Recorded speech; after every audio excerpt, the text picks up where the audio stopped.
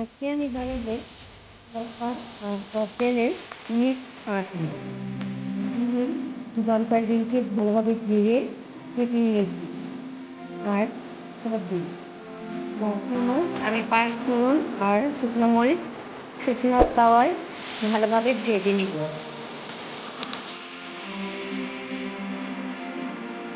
জলপাইগুলোকে সিদ্ধ করে নিব, 7 থেকে 8 মিনিট সিদ্ধ করলেই হয়ে যাবে।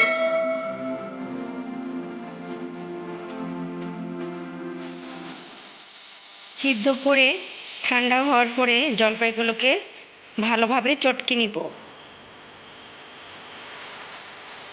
আর কদবেল ভেঙে নিয়েছি আর ভাজা মশলাগুলোকে গুঁড়ো করে নিয়েছি। এরপরে কড়াইতে সরিষার তেল দিয়ে এর মধ্যে 2টি শুকনো মরিচ ও 5 ফোড়ন দিয়ে দিব, একটা এলাচ দিয়ে দিব। মশলাগুলো থেকে একটু গন্ধ বের হলে দিয়ে দিব আখের গুড়।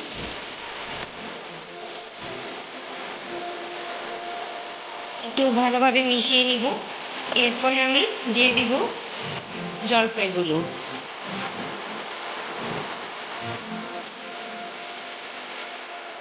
এখন ভালোভাবে নাড়াচাড়া করে মিশিয়ে নিব।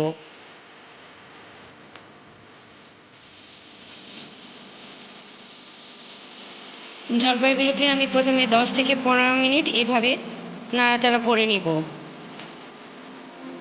যতক্ষণ না গুড়ের জলটা কমে আসবে। দিয়ে দিব স্বাদ মতো লবণ।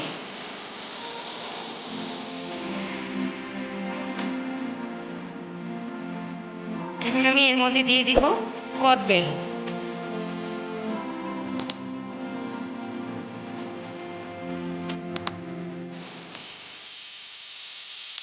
গুড়ের জলটা অনেকটাই কমে গিয়েছে।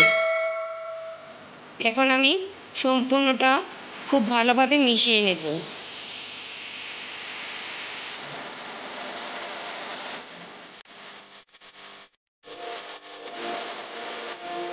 দিয়ে দিব সরিষা বাটা।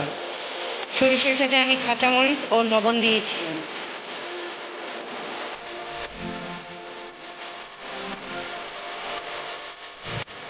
ভালোভাবে মিশিয়ে নেব।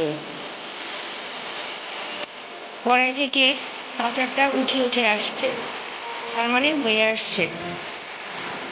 নামানোর 5 থেকে 7 মিনিট আগে দিয়ে দিব ভাজা 5 ফোড়ন গুঁড়া।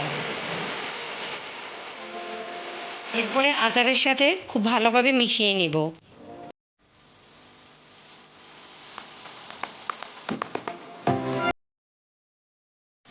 গুড়ের পরিমাণটা স্বাদ অনুযায়ী কম বেশি হতে পারে।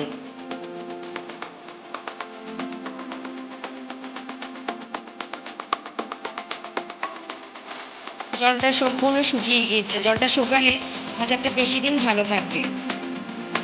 তৈরি হয়ে গেল আচার।